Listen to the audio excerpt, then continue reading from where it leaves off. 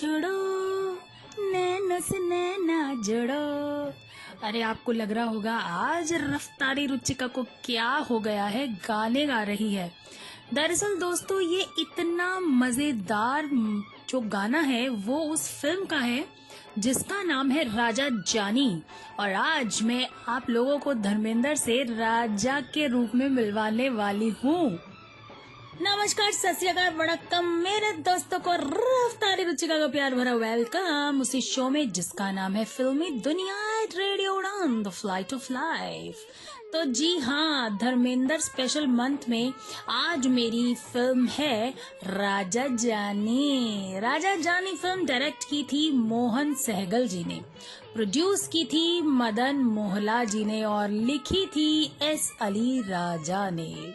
दोस्तों इसका म्यूजिक दिया था नन अदर देन हमारे लेजेंड लक्ष्मीकांत प्यारे लाल। और इसकी स्टार कास्ट की मैं बात करूं, धर्मेंद्र जी और अपनी हीरोइन के साथ यानी कि हेमा मालिनी, प्रेमनाथ प्रेम चोपड़ा और दुर्गा खोटे के साथ सजाई गई है इस फिल्म को।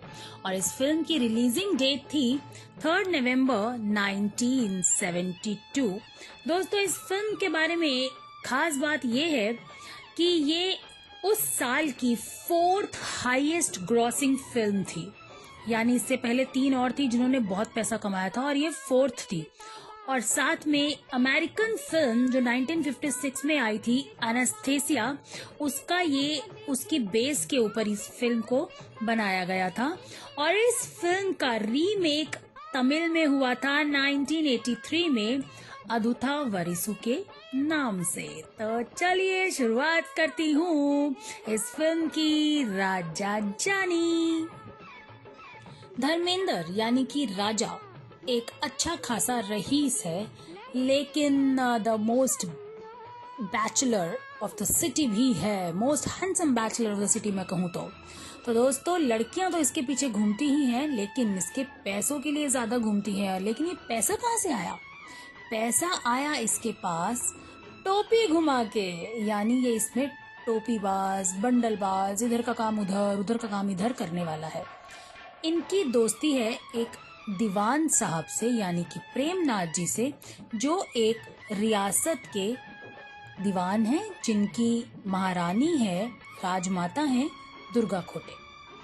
और इनके धर्मेंद्र जी के एक नौकर हैं बहुत ही मजेदार। जयराम जी की मूर्तिलाल जी, बहुत उपकार किया आपने भगवान राम पर, जो सुबह सवेरे उनका नाम ले लिया। अब जयराम जी कह के हमको भी छुट्टी दे दो। ये आपका रात दिन का शराब का जो लप्पू झंडा है ना, मूर्तिलाल रात को जरा ज्यादा चढ़ गई थी। अरे वाह, बहुत अच्छे। रात को चढ़ाने के लिए पीते हो, सुबह उतारने के लिए पीते हो, और दोपहर को टेलीफोन। हेलो, जयराम जी की दीवान जी। अच्छा, दीवान जी पूछ रहे हैं अभी आ जाएं? अरे सुबह सुबह ऐसे मनहूस आदमी को घर पे मत आने दो यार। उसे कह दो मैं होटल में मिल लूंगा। दीवान जी, मालिक जरा पूजा पाठ में लगे हुए हैं, आपको हाजिर होने की जरूरत नहीं, वो खुद ही तशरीफ ले आएंगे।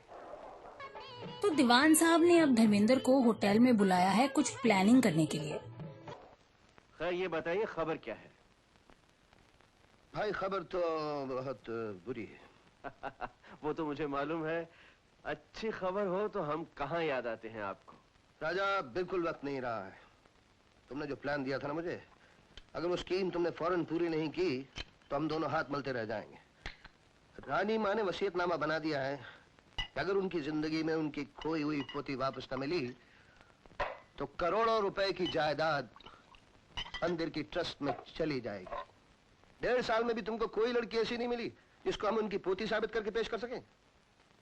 राजा, तुम्हें शायद इस बात का अंदाजा नहीं कि 30 पैसे हिस्से के हिसाब से भी तुम्हें 2.5 करोड़ रुपया मिलने वाला है। 2.5 करोड़। सोच क्या रहे हो?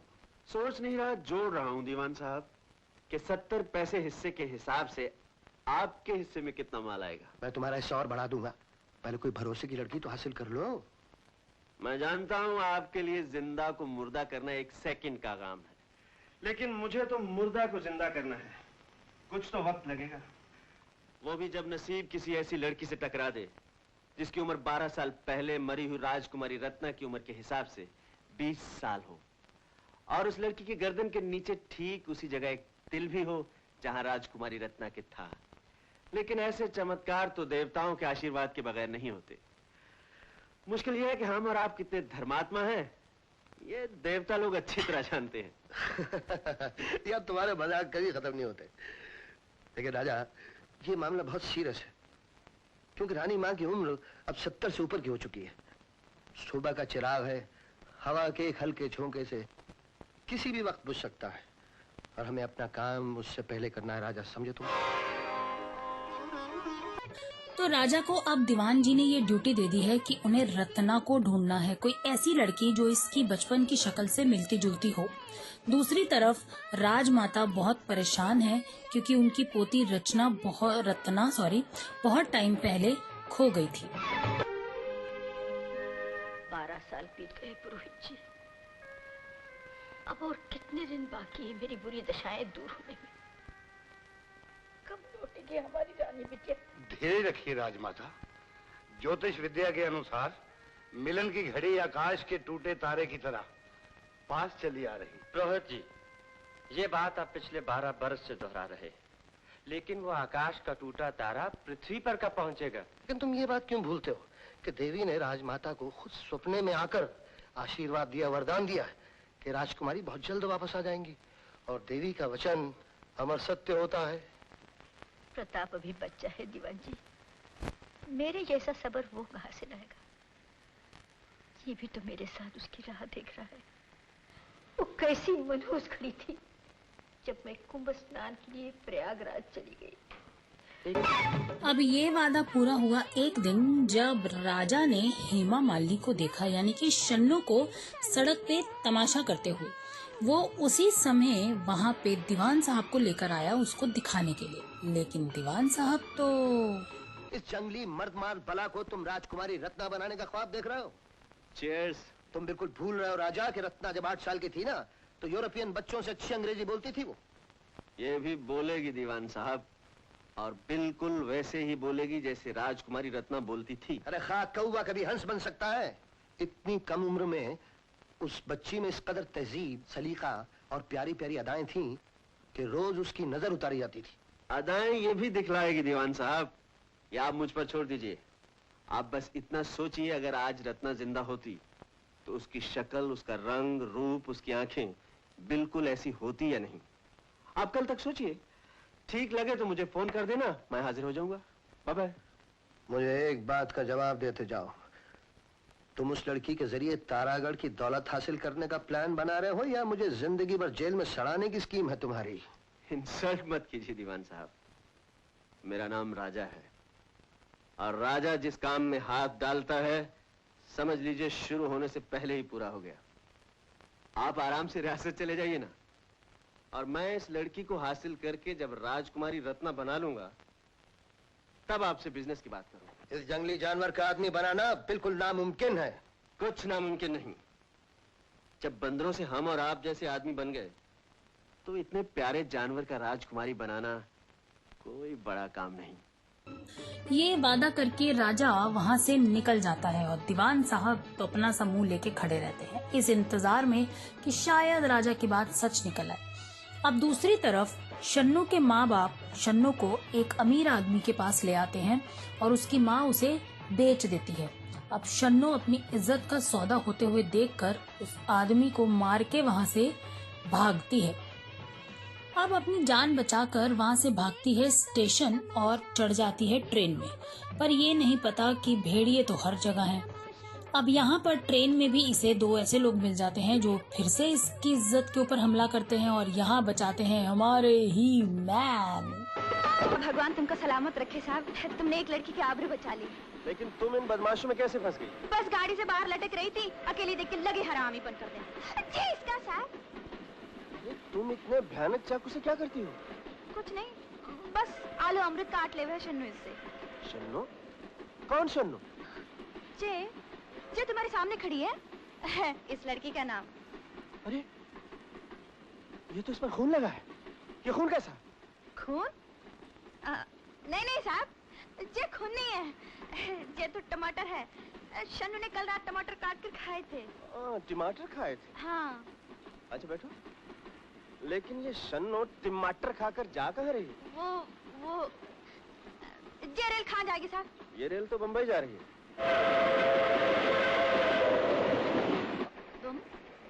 बम्बई? शन्नू को भी बम्बई जाना है। अच्छा? हाँ। किसके पास जा रही है? शन्नू के बुतेरे नातेदार हैं, विन के पास। कहाँ रहते हैं वो लोग? जी,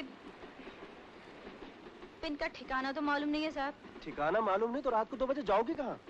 जी, रेलगाड़ी रात को 2 बजे पहुंचेगी। हाँ, 2:15 पर पहुंचती है।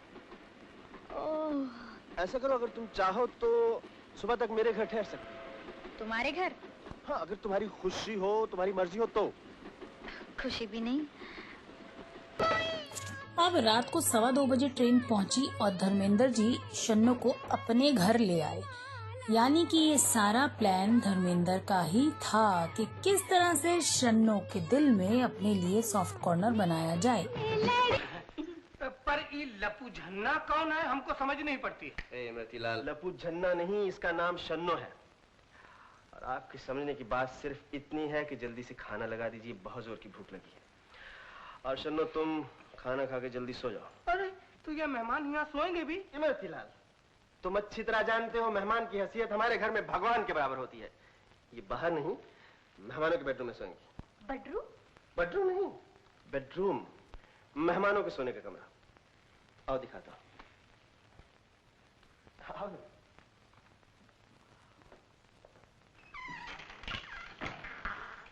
मेहमानों के सोने के लिए खास कमरा है, तुम यहाँ आराम से सो जाना। अकेले? तुम मर्द मानसा का औरतें किधर को हैं? इस घर में मानसा ही मानसा हैं, औरतें नहीं हैं। डर लगता है तो दरवाजा अंदर से बंद करके सो जाना। चलो खाना खा लो। अरे आओ ना, खाना खा लो। जी। बाकी सब तो ठीक है, लेकिन इमरती लाल को अपनी गद्दी हिलती हुई नजर आती है। अगले दिन सुबह शन्नो और इमरती लाल का फिर से तू मैं होता है, लेकिन यहाँ पर धर्मेंद्र यानी राजा आके बीच बचाव करता है और अब शन्नो को राजा के ऊपर थोड़ा थोड़ा सा विश्वास होने लगा है और इस विश्वास में उसे ये लगता है कि वो अपनी कहानी राजा को बता दे। और कुछ चाहिए शन्नो? ना, खूब मस्त भोजन किया है शन्नू ने। ठीक है, फिर तुम तैयार हो जाओ, मैं तुम्हें छोड़ आता हूँ। अरे कहाँ रहते तुम्हारे नातेदार? सच्ची मुच्ची बोल दे शन्नू। तो रात क्या तुमने झूठ बोला था? एकदम बेफिजूल झूठ। इस दुनिया में शन्नू का कोई नातेदार नहीं। कोई तो होगा शन्नू, कहीं से तो आई हो, कहीं तो जाओगी। डरो नहीं, साफ साफ बता दो ना। पहले इस खुसकेट को खिसका दो। अरे इससे क्या पर्दा, ये तो अपने घर का आदमी है। इमरती लाल, वाकई बड़े दुख की बात है, बेचारी शन्नो का इस दुनिया में कोई नहीं। इस बिचारी का तो ऊपर वाली दुनिया में भी कोई नहीं है। तू जा, चाय बना मेरे लिए। हाँ तो शन्नो, कहो क्या कह रही थी? साहब, जे शन्नू बड़े शरीफ घर की है। हाँ वो तो जाहिर ही है। ऊपर से मुसीबत जे कि शन्नू बड़ी खूबसूरत है। अच्छा, टिकता नहीं तुमको क्या? रात को अंधेरा था ना, अच्छी तरह नजर नहीं आया। तो फिर क्या हुआ? तब साहब, एक साला बुड्ढा खुसके शन्नू पर आसक हो गया, एकदम जोर से। अच्छा, एकदम जोर से? हाँ, हरामी के सर पे बाल नहीं, मुंह में दांत नहीं, पेट में आंत नहीं। और शन्नू की उम्र तो तुमको मालूम है साहब, इतनी सी। साला पक्का 10 नंबरी बुड्ढा था। शन्नू की मौसी को 5-5 2 बार 1000 रोकड़ा देके शन्नू से जबरदस्ती ब्याह पक्का कर लिया। ये तो बहुत बुरा किया। अब साहब शन्नू फंस गई। शन्नू करे तो क्या करे, बस शन्नू घर से रफुरेट हो गई। पर शन्नू का नसीब खरी चांदी का निकला साहब, जो तुम मिल गए। अब तुम ही बताओ शन्नू कहाँ जाए? सीधी पुलिस चौकी। बुढ़े का, मौसी का, तुम्हारा सबका हुआ लपू झन्ना हो जाएगा। तू 2 शरीफों के बीच में क्यों भौंक रहा, साला खुसकेट? अरे तू चुप रहना यार। शन्नो, तुम्हारी कहानी वाकई बहुत दुख भरी है, मगर अफसोस मैं तुम्हें यहाँ नहीं रख सकूंगा। तुम्हें कहीं तो जाना ही पड़ेगा। मैंने तो तुम्हें सिर्फ 1 रात के लिए पनाह दी थी। 2 रात की पनाह देने से पाप लग जाएगा क्या? लग भी सकता है। अच्छा पनाह मत दो, बेचारी शन्नू को 2-4 दिन सोच विचार कर टेम तो दो। ठीक है, तुम 2-4 दिन सोच लो। लेकिन इससे पहले आप भी सोच लो मालिक। मैंने सोच लिया अमृतिलाल, शन्नू 2-4 दिन और यहाँ रहेगी। और सुनो, मैं किसी जरूरी काम के लिए बाहर जा रहा हूँ, तुम जरा ऐसे अच्छी तरह नहलवा देना, जरा प्लेट व्लेट डाल के। अब बिल्कुल, साबुन तो यहाँ फेल हो ही जाएगा। अब मगर सुनो तो सही, अगर आप जा रहे हो तो हमको भी साथ लेते चलो। अब 2 दिन रहने का इंतजाम तो सन्नो का हो गया, लेकिन अब सन्नो को ये लग रहा है कि बाहर की दुनिया में इतने भेड़िए हैं, तो क्यों ना यहाँ परमानेंट रहने का इंतजाम किया जाए। मगर इमरती लाल कहाँ टिकने वाला। अब इमरती लाल को तो पता है कि धर्मेंद्र को ये लड़कियां अपने घर में पसंद नहीं है, तो इसीलिए वो अपनी शन्नो को कुछ तरकीब बता देता है कि ये सब तुम नैनो के बैन चलाओ, ताकि राजा इस चीजों से नाराज होकर उसको यहाँ से निकाल दे। और शन्नो कुछ ऐसा ही करती है। शन्नू, क्या गाना गाया तुमने, जवाब नहीं तुम्हारा। सलाम साहब, बंदगी। अरे हिंदी में तुम इतना अच्छा गाती हो, पहले कभी क्यों नहीं सुनाया? गाने तो जे शन्नू अंग्रेजी फारसी के भी जबरदस्त गाती है। बस तुम हुक्म फरमाओ, एक गाना सांझ एक गाना सवेरे गावेगी तुम्हारे दरबार में कल से। कल से? कल तो तुम्हें जाना है शन्नू। जाना है? साला खुसके। क्या बोला? इतना बड़ा मुगल बादशाही महल है तुम्हारा, गरीब शन्नू चौखट पर पड़ी क्या लूट लेगी, उल्टा झाड़ू बर्तन कर देगी। झाड़ू बर्तन? हाँ। अभी तो जेल में चक्की पीस कर फांसी पर चढ़ना है शन्नू को। फांसी? भला जे कोई बात है, क्या पाप किया है शन्नू ने? क्या पाप किया है? क्या तुम एक आदमी के चाकू मारकर भागी हुई नहीं हो? मैंने तुम्हें एक गरीब लड़की समझकर इस घर में पनाह दी थी, और तुम मुझे अभी तक दगा दे रही हो। अपने माँ बाप के पास से भाग कर कहते दुनिया में मेरा कोई नहीं। माँ बाप का नाम मत लो मेरे सामने। शन्नू जान से जाएगी, बिन के पास नहीं जाएगी, बिन की सूरत ही देखेगी। क्यों सूरत क्यों नहीं देखना चाहती? तुमको नहीं मालूम साहब, बिन ने 300 रुपये में शन्नू के आबरू एक पापी के हाथ बेच दी। शन्नू गली गली नाचकर 30-20 रुपए रोज कमा के देती थी। फिर शन्नू की आबरू का धंधा क्यों किया? आबरू का कोई मोल होता है साहब? शन्नू साले उस खुसकेट के चक्कू न मारती तो शन्नू के आबरू के चक्कू लग जाता। तुम ही आलमगीर बनकर फैसला करो। तुम हुक्म फरमाओगे, जे शन्नू जान भी दे देगी। शन्नू मरने से नहीं डरती है साहब, शन्नू को बस फांसी से डर लगता है। टेंट वो इतना लंबा होके ऐसे हो जाता है। मैं एक झूठी लड़की का यकीन कैसे कर लूं?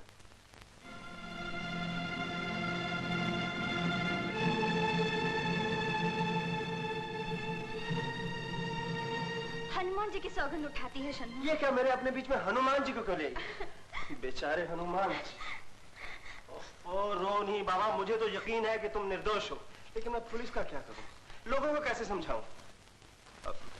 हाँ, मैं तुम्हें फांसी से बचा सकता हूँ, लेकिन तुम्हें एक राजकुमारी बनकर रहना पड़ेगा। और तुम्हारा ये नाम क्या है? शन्नो बनो, ये चलने वाला नहीं। आज से तुम्हारा नाम रत्ना। और तुम्हारी ये बातचीत, चाल ढाल, रहन सहन मैं ऐसा बदल दूंगा कि पुलिस तो क्या, तुम्हारे माँ बाप भी तुझे नहीं पहचान सकेंगे। और लोग तुम्हें राजकुमारी कहकर सलाम करेंगे। क्यों, तैयार हो? फांसी से बचने के लिए तो जे शन्नू किसी की नानी भी बनने के लिए भी तैयार है साहब। तो फिर ठीक है, जाओ सीधी जाकर कमरे में सो जाओ।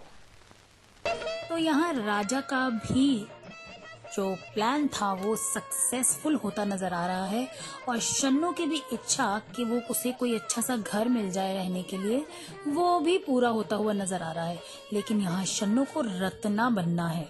अब रत्ना बनने की ट्रेनिंग स्टार्ट होती है। गुड मॉर्निंग मिस रत्ना, चाय हाजिर है सरकार। शन्नू को क्या बोलने का है? मेरा सर। नाम क्या है तुम्हारा? तुम्हारा नाम क्या है? रत्ना। रत्ना। सुनो, अब आप अपने नौकर को हुक्म दीजिए कि आपकी खिदमत में 1 कप चाय हाजिर करे। अरे ओए मतीलाल! मालिक, इकाला पूछना है। मतीलाल, रत्ना देवी के हुजूर में जरा हाथ जोड़कर अदब से खड़े हो जाओ। शराब। एक सिंगल कप चाय दे बेटा, चरक कड़क। रत्ना देवी जी, कड़क भी नहीं, सिंगल भी नहीं, बेटा भी नहीं। अब तुम एक बहुत बड़े घर की रईस लड़की हो, इसलिए जरा इतरा के बोलो ना, बॉय एक कप चाय लाओ। चाय? एक कप और दो। ओह नो, सीधी तरह बोलो ना, बॉय एक कप चाय दो। बाय, एक कप चाय दो। शाबाश, एकदम इंग्लिश।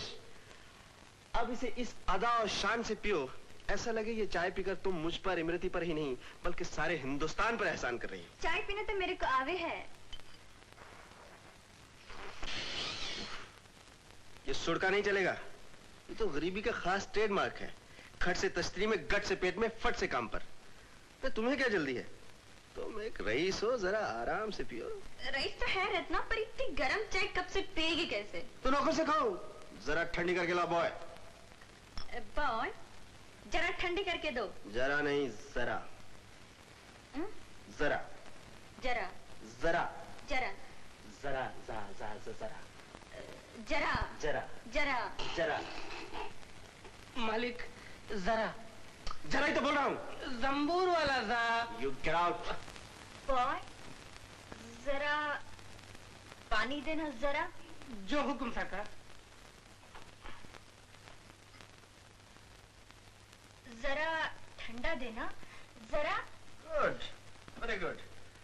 अब खाना शुरू करो। इस हाथ में छुरी, इस हाथ में कांटा। मालिक छुरी कांटे से तो उनको अलग ही रखो। यू शराब इमरती। कैसे चलाऊं छुरी? मेरी तरफ देखो, कांटे से दबाओ, छुरी से काटो और कांटे से उठा के खा लो। इस पूरी ट्रेनिंग के दौरान शन्नो को लगता है कि वो राजा के नजदीक आके इस घर में जगह बना सकती है, लेकिन राजा का प्लान कुछ और होता है और वो शन्नो को झापड़ मार देता है। शन्नो वहाँ से अपने कमरे में आती है और इमरती लाल को एक और मौका मिल जाता है। इस झापड़ को मुहूर्त समझो और खिसक ले यहाँ से। मालिक बहुत बुरी मार मारते हैं। 12 जोड़ी जूते तो इस खोपड़ी पे फट चुके हैं और ये सब तुमसे बर्दाश्त होएगा नहीं। इसलिए अपना भला चाहती हो तो फौरन फूट ले यहाँ से। तू तो पागल है इमरती। तेरे को मालूम नहीं साला मालिक शन्नू को अपनी जोरू समझे है। जोरू? और तुम्हें? अगर जोरू ने समझता तो झांपड़ क्यों मारता। गुड मॉर्निंग सर, आज से हर सुबह यही जूस मिलेगा आपको। तुम यहाँ क्या कर रही हो? इमरती! उसको सौदा लाने बाजार भेजा है मैंने। बहुत कर चुके अपनी मनमानी। अब तक इस घर में देखभाल करने वाली कोई नहीं थी ना। अब जो मैं कहूंगी वही करना होगा, समझे? और अब मैं किसी से डरूंगी भी नहीं। इमरती लाल बड़ा खुश होता है ये जानकर कि घर में अब एक औरत आने वाली है जो उसके बिगड़े हुए मालिक को सुधार देगी। दूसरी तरफ रत्ना की ट्रेनिंग पूरी करके शन्नो पेश है यहाँ पर राजा के सामने। अब राजा ने उसको फाइनल सबक बताना है कि उसको रत्ना बनके करना क्या है। ये कहाँ ले आए हो तुम मुझे? ये सब किन लोगों की तस्वीरें हैं? कमाल है, अपने सारे खानदान वालों को भूल गई। इसे पहचानती हो या ऐसे भी भूल गई? ये तुम्हारे बचपन की तस्वीर है। आज तुमको मुझसे मजाक करने का मूड कैसे आ गया? ये मजाक नहीं रत्ना, तुम्हारा आखिरी सबक है जो तुम्हें बड़ी मेहनत से याद करना पड़ेगा, क्योंकि इसके बाद तुम्हारा इम्तिहान बड़ा सख्त है। अगर तुम उस इम्तिहान में पास हो गई तो दौलत के दरिया तुम्हारे कदमों में बहने लगी, और अगर कहीं तुम उस इम्तिहान में फेल हो गई तो हम दोनों को जिंदगी भर जेल में चक्की पीसनी पड़ेगी। तुम्हें जनाना वार्ड में और मुझे मर्दों की काल पर। अब खत्म भी करो ये दिल लगी। तुम्हारे मजाक से मेरा दिल घबरा रहा है। शन्नो, दिल का घबराना बंद करो और मेरी बात ध्यान देकर सुनो। तारागढ़ रियासत की ये वारिस राजकुमारी रत्ना जब 7 बरस की थी तो अपने पिता महाराजा हिम्मत सिंह और अपनी माँ केसर कुंवर के साथ कार में प्रयागराज जा रहे थे। जब ये लोग घने जंगल में से गुजर रहे थे तो महाराज के खानदानी दुश्मन तेजा सिंह ने हमला करके महाराज और महारानी को मौत के घाट उतार दिया और राजकुमारी रत्ना को घोड़े पर लेकर भाग निकला। उसी वक्त महाराज के एक वफादार नौकर जुम्मन खान ने तेजा सिंह को अपनी गोली का निशाना बनाया। तेजा सिंह जख्मी होकर भाग गया, लेकिन राजकुमारी रत्ना उसके हाथ से छूटकर दरिया में गिरकर मर गई। मगर रत्ना की लाश न मिलने की वजह से राजमाता के दिल में एक बात आज तक बैठी हुई है कि उसकी पोती रत्ना जिंदा है और कभी न कभी वापस जरूर आएगी। इसलिए तुम्हें राजकुमारी के बचपन की छोटी से छोटी बात भी अच्छी तरह याद करनी पड़ेगी और हर उस शख्स, हर उस जगह की तस्वीर अपने जहन में बिठानी पड़ेगी जिसका ताल्लुक राजकुमारी रत्ना की जिंदगी से रहा। मैं तुम्हारा मतलब नहीं समझी। मतलब ये है शन्नो कि अगर आज राजकुमारी रत्ना जिंदा होती तो उसकी शक्ल हूबहू तुम्हारे जैसी होती। इसलिए अब तुम्हें राजमाता के पास जाकर यह साबित करना है कि तुम ही उनकी खोई हुई पोती रत्ना हो। क्या? नहीं नहीं राजा, ये मुझसे नहीं हो सकता, ये मुझसे नहीं होगा। राजा को जवाब में ना सुनने की आदत नहीं। तो क्या मेरे लिए तुम्हारी वो सारी हमदर्दी, वो प्यार, मुझसे ये धोखा करवाने के लिए एक फरेब था? फरेब तो तुम मुझे दे रही हो। दौलत की बख्शी हुई तमाम ऐशियां करते वक्त तुमने कभी एक बार सोचा ये दौलत कहां से आती है, कैसे आती है? और आज जब दौलत कमाने का वक्त आया तो तुम इसे फरेब समझने लगी। मैं पूछता हूं, क्या समझकर एक अजनबी के घर इतने दिन मुफ्त के मजे लूटती रही? रिश्ता क्या है तुम्हारा मुझसे? कौन लगता हूं मैं तुम्हारा? मुझसे भूल हो गई राजा, मैं धोखा खा गई। मैं समझती रही तुम्हें भी मुझसे प्यार हो गया है। प्यार? दोबारा ये मनहूस लफ्ज मेरे सामने जुबान पर मत लाना। शराफत, हमदर्दी और प्यार के नाम पर मैंने बड़े बड़े फरेब खाए हैं। ये वो खूबसूरत फंदे हैं जिन्हें फेंककर अकलमंद शिकारी दौलत के बड़े बड़े शिकार खेलते। बस करो राजा, भगवान के लिए बस करो। मुझे नहीं मालूम था प्यार और इंसानियत के आड़ में मुझे दौलत पर कुर्बान करने के लिए तैयार किया जा रहा था। मैं भीख मांगकर अपना पेट भर लूंगी, मगर ऐसे नीच काम कभी नहीं करूंगी, कभी नहीं करूंगी। चली जाओ अपनी उस इज्जत की दुनिया में जहां एक दिन तुम्हें अपने पेट की खातिर अपनी जवानी 10 रुपए रात के भाव से बेचनी पड़ेगी और फिर एक दिन इसका खरीदार भी नहीं मिलेगा। सुनो, ये राजा का घर है, तुम्हें जो चाहिए लेकर दफा हो जाओ यहां से। शन्नो को असलियत पता चलने के बाद वहाँ रुकने का कोई मतलब ही नहीं समझ में आया। शन्नो वहाँ से अपनी ओरिजिनल शन्नो बनकर जाने लगती है कि इमरती रोक लेता है। जा रही हो? जाओ, पर हमने एक सवाल का जवाब देती जाओ। तुम मालिक के साथ निभाह करने आई थी कि धंधा पटाने? मेरे दिल पर और तीर न चला इमरती। तुम नहीं जानते मालिक ने मुझसे क्या कहा है। हमने सब सुन लिया है। हम तो समझे थे कि जो काम हम जिंदगी भर नहीं कर पाए तुम कर दिखाओगी, मालिक को राह पर लेकर आ जाओगी। लेकिन तुम्हारे मन में तो मालिक का उतना प्यार भी नहीं निकला जितना मालिक के मन में पैसे का प्यार है। तुमने अपने मालिक को नहीं पहचाना इमरती। वो इंसान नहीं बल्कि एक देवता है। हाँ, हमारे मालिक जैसा देवता इस धरती पे नहीं मिलेगा। वो तो ऐसा राजा है जिसने भिखारियों को राज करवा दिए, कितनों के बिगड़े काम बना दिए, अपने घर में अंधेरा करके लोगों के घरों में दिवाली के दिए जलवा दिए। मेरे मालिक को तो इस दुनिया ने उनकी इंसानियत और शराफत की ऐसी सजा दी कि कोड़ी कोड़ी को मोहताज कर दिया। उनकी माताजी जब बीमार पड़ी तो जिनकी मदद के लिए मालिक ने हजारों रुपए दिए थे, उन्होंने दवाई के लिए फूटी कोड़ी की मदद नहीं की और बेचारी ने खैराती अस्पताल में दम तोड़ा। पैसे के लिए इस नीच दुनिया ने मालिक के सीने पे जितने भी घाव लगाए, मालिक हर घाव पर हंसता ही रहा, क्योंकि एक लड़की के प्यार में वो हर दुख को सुख बना लेता था। लेकिन जब उस चलित्र ने भी मालिक का प्यार दौलत की मंडी में नीलाम पर चढ़ा दिया, तब मालिक का कलेजा फट पड़ा। लेकिन ये पैसे का मोह कैसे निकलेगा मालिक के मन से?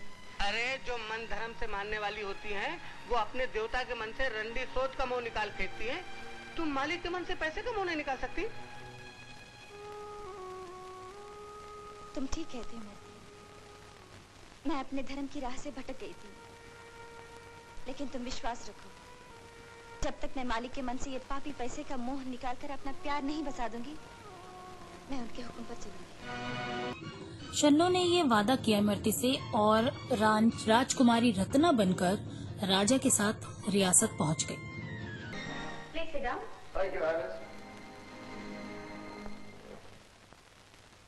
राजमाता को हमारे रत्ना होने में शक है, इस वास्ते वो हमसे मिलने नहीं आएंगी।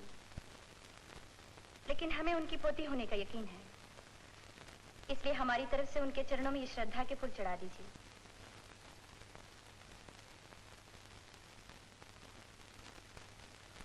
पद्मिनी, ये फूल राजमाता जी के पास ले जाओ। Good morning everybody. Morning love. अरे जुम्मन खान, तुम वहां क्यों खड़े हो? क्षमा करना, मैंने तुम्हें देखा नहीं। जुम्मन खान, बैठ जाओ। बालिके, हम तुमसे एक प्रश्न पूछ सकते हैं? क्या आपको याद नहीं कि आप मुझे बाल अवस्था में रुतबा कहते बुलाते थे, बालिके नहीं? तो रत्ना देवी, आपको याद होगा कि भूल से एक बार मंदिर के दिए की जोत से आपके कपड़ों को आग लग गई। आग भूल से नहीं लगी थी, दीवान जी के बेटे प्रताप की शरारत से लगी थी। मेरा पांव भी थोड़ा जल गया था और डॉक्टर निगम ने मुझे इंजेक्शन भी लगाया था। क्यों डॉक्टर निगम, आपको याद है? जी हाँ, जी हाँ। मगर मुझको ताज्जुब ये है कि इतने बचपन की बातें आपको इतनी अच्छी तरह से याद कैसे रह गई?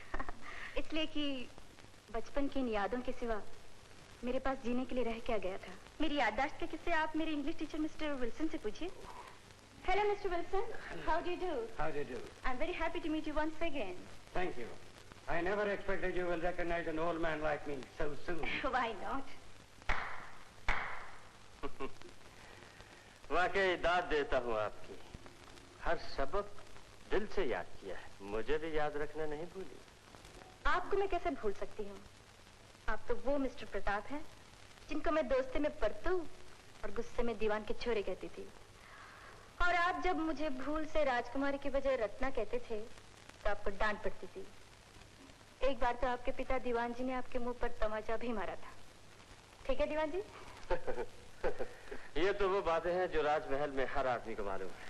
आप ये बताइए कि राज का वो कौन सा खूंखार जानवर था जिसके पास जाने का आपको हुक्म नहीं था? पिताजी तो मुझे सिर्फ आपके पास जाने को मना करते थे। राजकुमारी साहिबा, वो राजमहल का पागल हाथी मंगल था। ये मुझे याद नहीं। अच्छा, ये तो याद होगा कि बेर का वो पेड़ राजमहल में किस जगह है जिसके बेर हम दोनों छुप छुप कर खाया करते थे? वो कुआं कौन सा है जिसके मेंढक हम दोनों पकड़ा करते थे? मैंने कहा ना आपसे, बचपन की ऐसी छोटी छोटी बातें मुझे याद नहीं। लेकिन आपकी याददाश्त पर तो लोगों को हैरत हुआ करती थी। अपनी याददाश्त के किस्से आप मिस्टर विल्सन से पूछिए। मैं बताऊं आपको ये छोटी छोटी बातें किस लिए याद नहीं? कि तुम राजकुमारी रत्ना नहीं को दगाबाज हो, जो राजमाता के जज्बात से खेल कर रियासत की तमाम दौलत पर कब्जा करना चाहती ये सब झूठ है। मुझे दौलत का कोई लालच नहीं है। मैं इस रियासत को ठोकर मारती हूँ। तो फिर इंतजार किस बात का है? मारिए ठोकर और निकल जाइए यहाँ से। मैं नहीं जाऊंगी। मैं अपनी दादी माँ से मिले बगैर नहीं जाऊंगी। कभी नहीं जाऊंगी, कभी नहीं जाऊंगी। ये लड़की,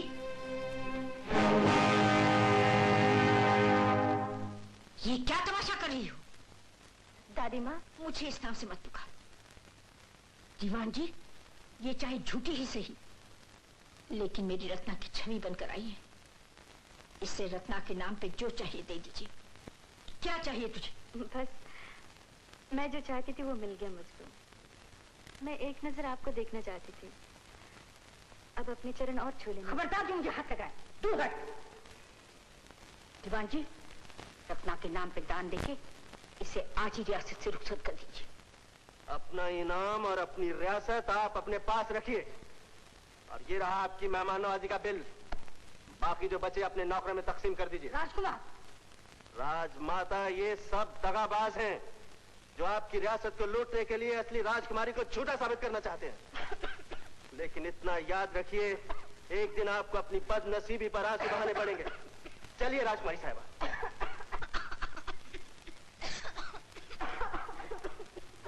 ठहरो राजकुमार। ये क्या हो रहा है तुझे? मुझे कुछ नहीं। इस तरह खास क्या है? अभी तो अच्छी होती। आप चिंता मत कीजिए।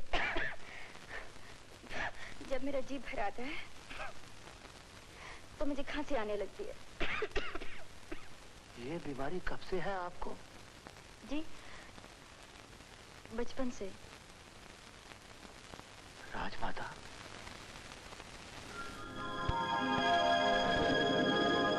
लेकिन डॉक्टर साहब इतने दिन हो गए अभी तक खांसी ठीक क्यों नहीं होती? ये तो एक खास किस्म की एलर्जी है जिसे साइको कफ कहते हैं और जो उम्र के साथ खुद ब खुद ठीक हो जाती है।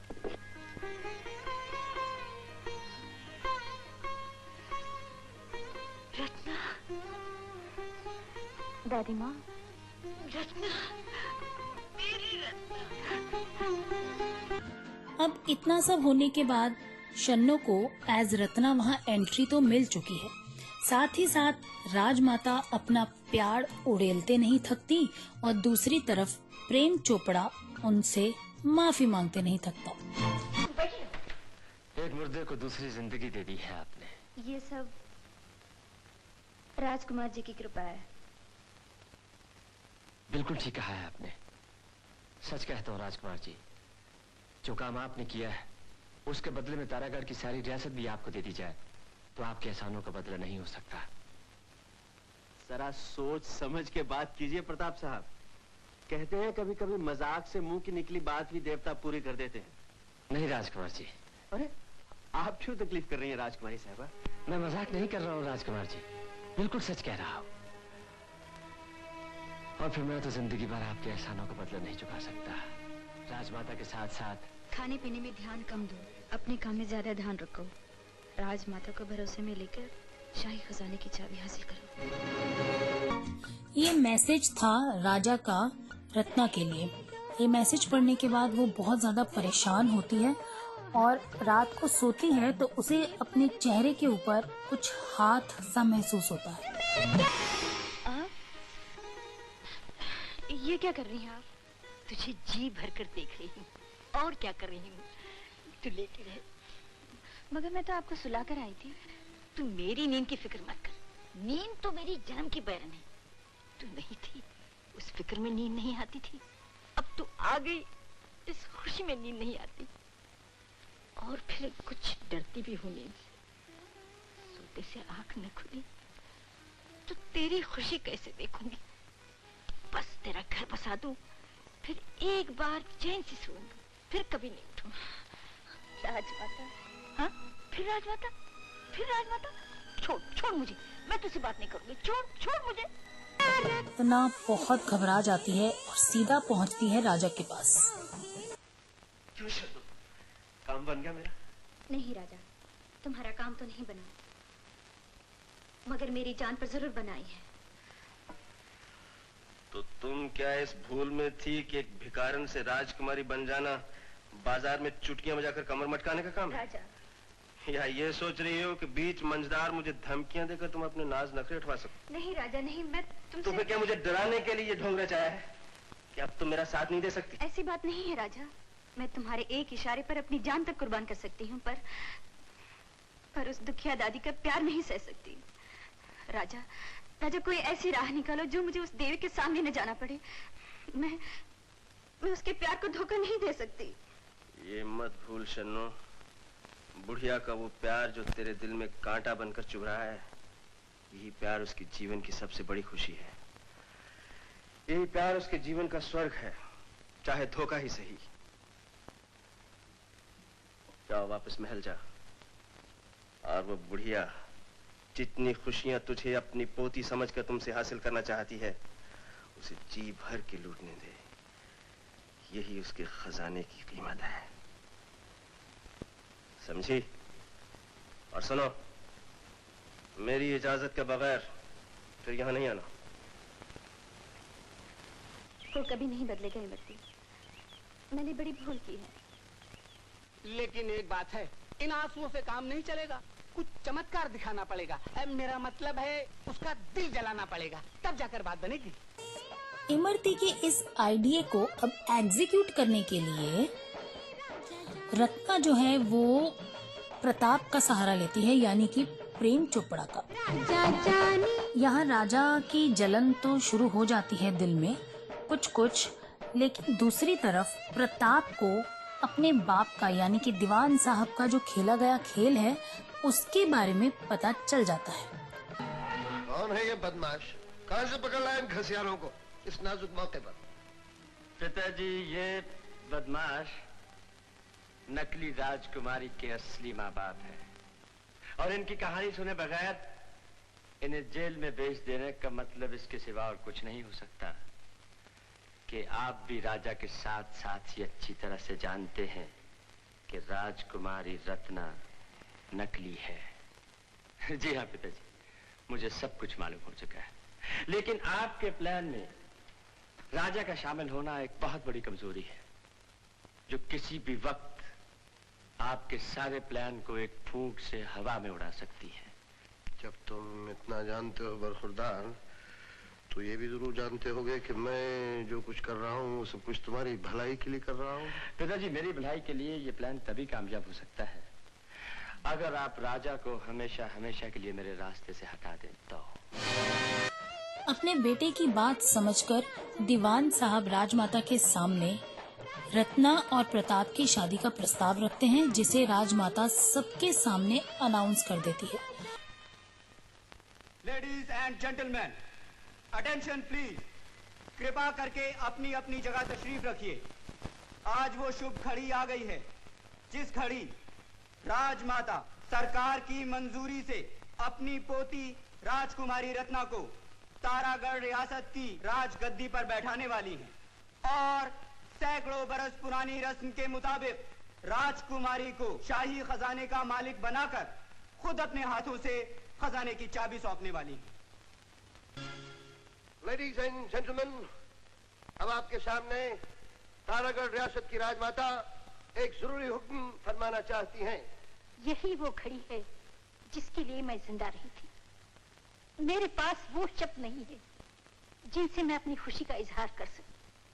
बस मैं यही कहना चाहती हूँ कि आज मैं अपने आखिरी कर्तव्य से मुक्त होना चाहती हूँ। आपकी नई रानी को उसकी राजगद्दी देकर उसको लगन के बंधन में बांध देना चाहती हूँ।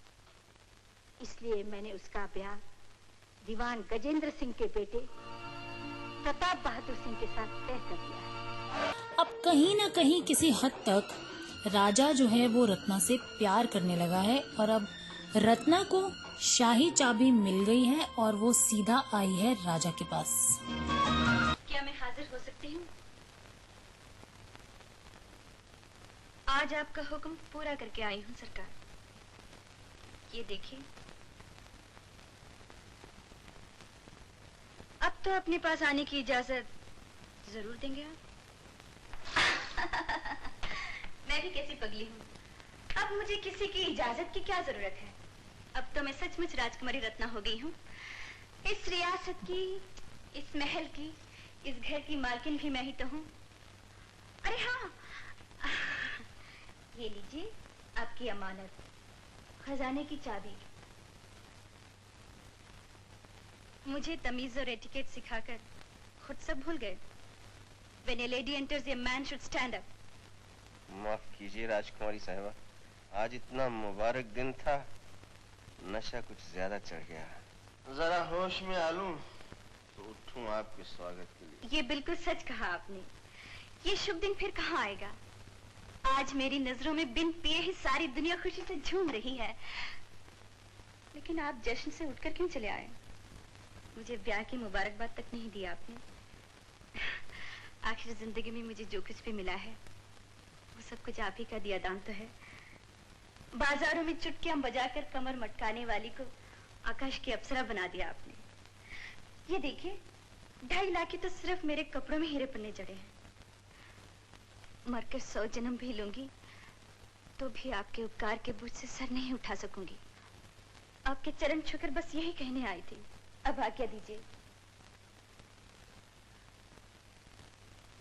एक विनती है आपसे, मुझे ब्याह की डोली में विदा करने से पहले आप यहाँ से नहीं जाएंगे, ये वचन दे दीजिए।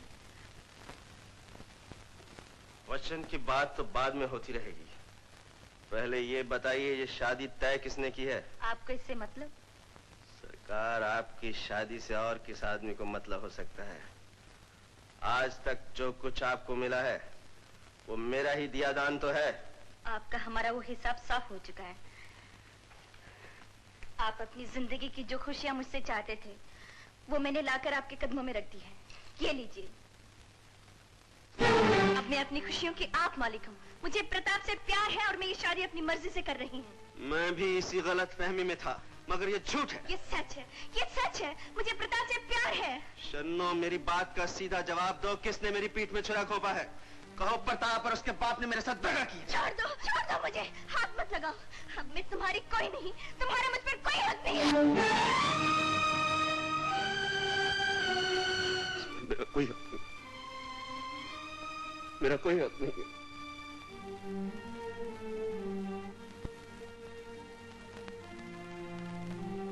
राजा,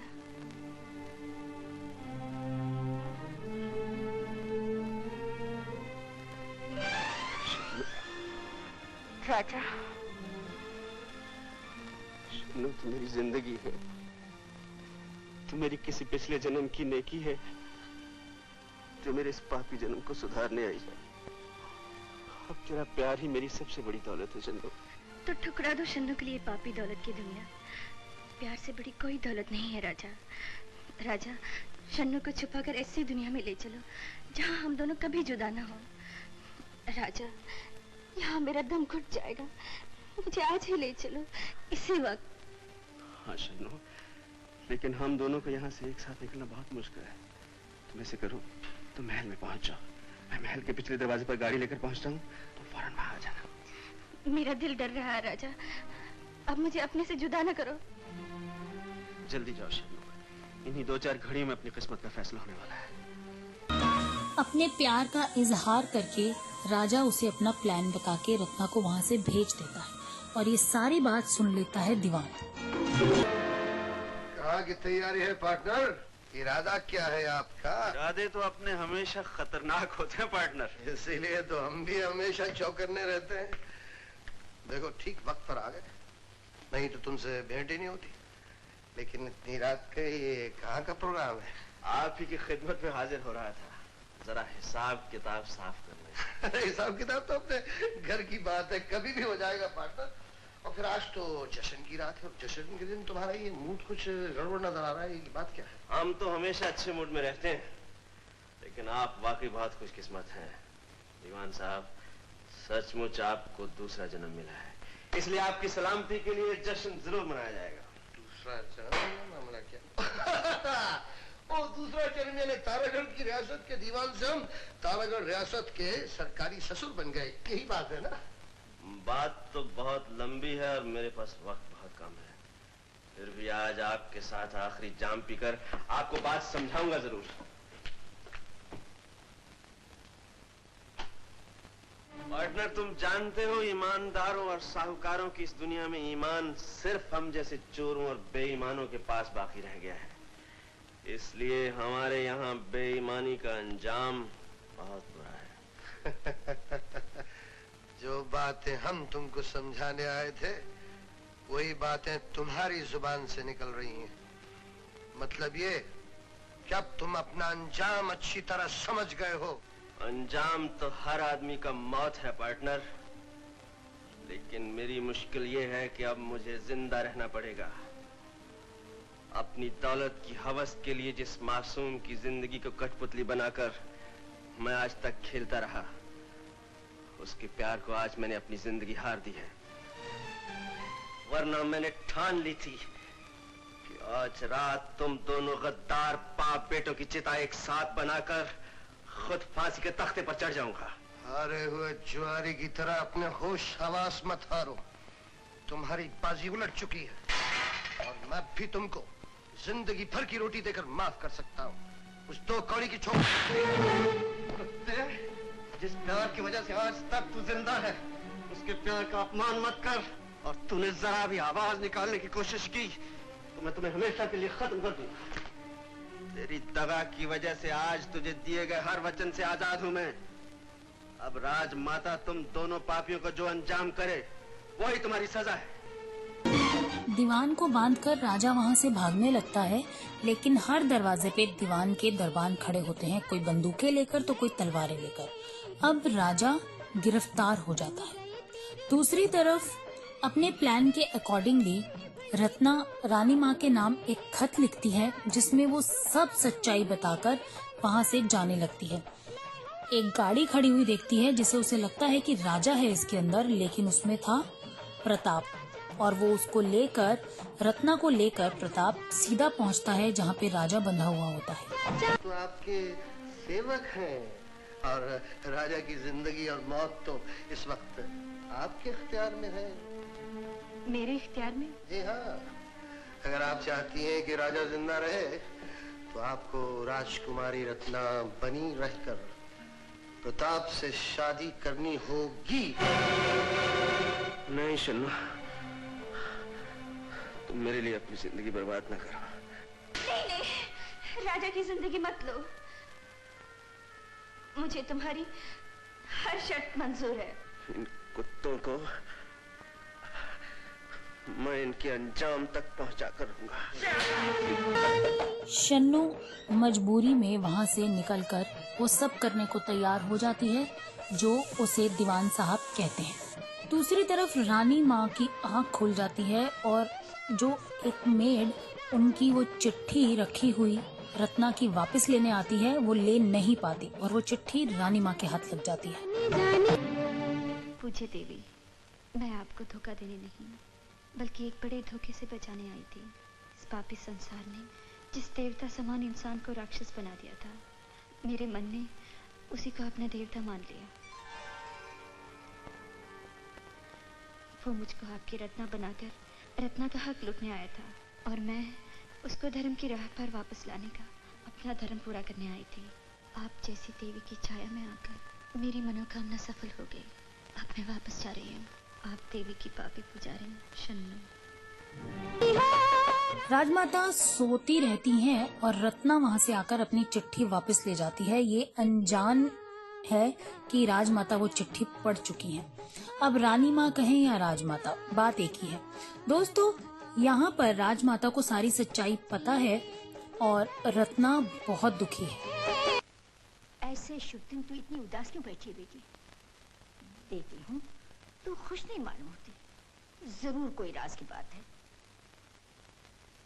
मेरी तरफ देख, क्या बात है? सच सच बता, तुझे मेरी कसम। दादी माँ, मैं सोच रही थी जिसकी वजह से महल में खुशी की शादी आने बज रहे हैं, उसका इनाम तो अब भूल ही गए। पर आपको मेरी सौगंध, मेरा नाम ना आने पाए वरना उन्हें बुरा लग जाएगा। मुझे क्या करना है क्या नहीं करना है इसकी फिक्र तू छोड़। मुझे सच सच बता, तू इस शादी से खुश है या नहीं? मेरा मरा मुंह देखे जो इस वक्त झूठ बोले। दादी माँ।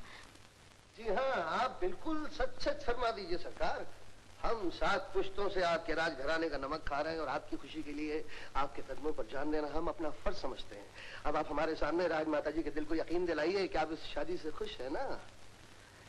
ये अचानक क्या हुआ? राजमाता के सामने राजा कैसे आ गया? राजा तो बंद ही था। अब ये रत्ना के लिए बहुत दुविधा का समय था और वो रात होते ही सीधा आती है राजा के कमरे में। छोड़ दे कमीने। दीवान साहब के साथ कोई नई चाल चलने की बेकार कोशिश मत कीजिए। दीवान साहब को आप नहीं जानती। राजा को यहाँ बुलाने से पहले ही उन्होंने मुझे तैयार कर लिया था। और अब याद रखिए, राजमहल में मेरी नजरें हर वक्त आप पे रहेंगी। जी हाँ, ये था एक बहरूपिया यानी राजा का मास्क पहने हुए दीवान का आदमी। दूसरी तरफ राजा यहाँ पर जेल में बंद है जहाँ पर शन्नू के माता पिता भी बंद हैं इमरती लाल के साथ। अब राजा वहाँ से निकलने की तैयारी में है और यहाँ पर राजमहल के सैनिक राजा का पीछा करते हुए उस पे वार करते हैं और उसकी तीर लग जाता है सीधा जाके शन्नू की माँ को। खबरदारी कर दो, ये शन्नू असली राजकुमारी है। शन्नू तुम्हारी बेटी नहीं है? नहीं नहीं, ये बात हमें दीवान से कहीं बार। हम साची साची कह रहे हैं हुजूर, हम दोनों किसी को नहीं मिलिया, किसी को कुछ भी नहीं बताया हुजूर, मालिक की सौगंध करते। और सच्ची बात ये है भाई बाप, वो हमारी छोरी ही नहीं है। तुम्हारी बेटी नहीं है? ना। तो किसकी बेटी है? इन बात का हमको आज दिन तक पता नहीं चलिया। इसी वास्ते हमने उसके बचपन के गादे कपड़े और उसका ताबीज संभाल करके रखिया। ये रहे हुजूर, ये रहे, किधर? ये देखो, ये देखो। और ये ताबीज, और देखो ये कपड़े और ताबीज तो रत्ना के हैं। कब मिली थी लड़की तुम्हें? कोई 12 बरस पहले हुजूर। हम दोनों कुंभ के मेले में अपना धंधो करने के वास्ते जा रहे थे। रास्ते में एक जंगल में नदी में बहती हुई जा रही थी, तो हमने उसको बचा लिया हुजूर। और वो बिल्कुल बेहोश पड़ी थी। वो होश में आने के बाद भी वो अपना कोई पता ठिकाना कुछ नहीं बता सकी हुजूर। तो हमने उसको अपनी बच्ची समझ के पाल लिया। हमारो इतने को हो रहा है। मतलब ये हुआ कि दीवान को रत्ना की असलियत पहले से ही पता है और अब राजा को भी पता चल गई है। खैर, रत्ना की माँ मर जाती है और राजा यहाँ से बच के निकलता है, सीधा उस बहरूपिया के पास आता है जो राजा बनकर उस महल में रह रहा है। यहाँ पर दीवान साहब को एक आदमी को भेजते हैं बुलवाने के लिए राजा के बहरूपिया को, लेकिन असली राजा आ जाता है उनके पास। राजा राजमाता के पास आ जाता है और यहाँ आकर उनसे कुछ बात करता है सीक्रेटली। दूसरी तरफ प्रेम चोपड़ा यानी कि प्रताप हैरस करता है रत्ना को कि उसे राजमहल में खजाने तक लेके जाए। रत्ना यहाँ पर इन दोनों को खजाने के पास लेकर आती है और उन्हें चाबी देती है खजाने का दरवाजा खोलने के लिए। राजमाता, इन खूनी भेड़ियों की चाबी हरगिज नहीं दीजिएगा। मैं आपकी असली रत्ना नहीं हूँ। मैं भी इन पापियों की तरह एक दगाबाज हूँ। मुझे मर जाने दीजिए, यही मेरी सजा है। मुझे मर जाने दीजिए। अपनी जिस पोती के लिए तू खजाने की दौलत पर नागिन बनकर बैठी है, ये भी नकली है। तेरी असली पोती मर चुकी है। अगर भगवान भी आके मुझे कह दे कि रत्ना मेरी पोती नहीं, तो मेरा दिल नहीं मानेगा। मेरी ममता मुझे कभी धोखा नहीं दे सकती। अपनी रत्ना पर से मैं दुनिया की सारी दौलत निछावर कर सकती हूँ। ये ले चाबी, लूट ले खजाना, लेकिन मेरी रत्ना को अपने कंधे हाथ मत लगा।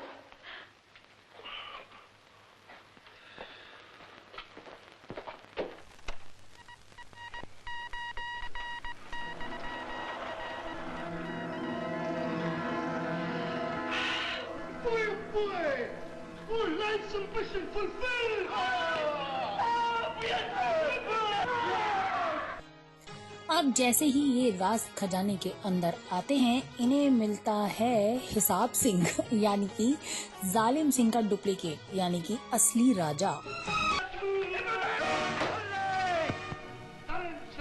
ये रहा तुम्हारा जालिम सिंह, मैं इंसाफ सिंह हूँ पार्टनर।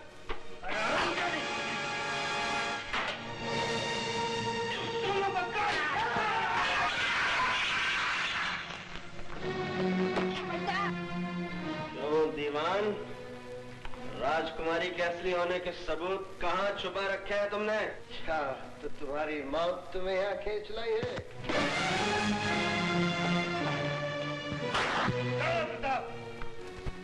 इसे इतनी आसान मौत मत मारो।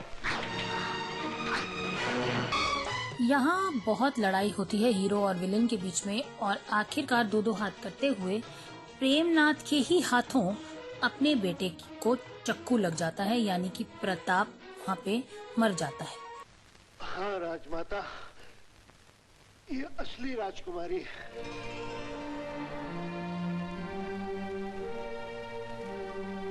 मुझे माफ कर दीजिए।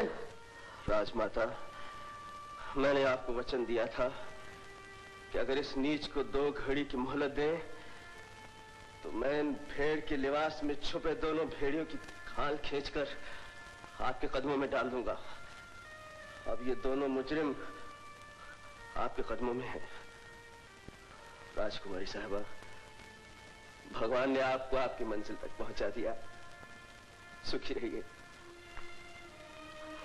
राजमाता, ये पापी आपके चरण छूकर अपनी सजा चाहता है।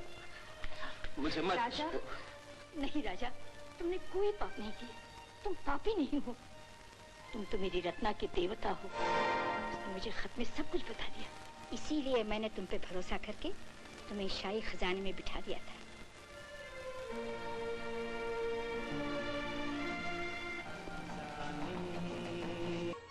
तो राजमाता को उनकी पोती मिल गई, रत्ना को राजा मिल गया और राजा को रत्ना। ये थी कहानी राजा की जानी की, यानी राजा जानी फिल्म की। दोस्तों, इसी तरह धर्मेंद्र स्पेशल मंथ में मैं आपको मिलवाती रहूंगी धर्मेंद्र से और बहुत सारी उनकी बेहतरीन फिल्म्स को सुनाती रहूंगी। ये महीने धर्मेंद्र के नाम, बहुत सारी फिल्मों के नाम।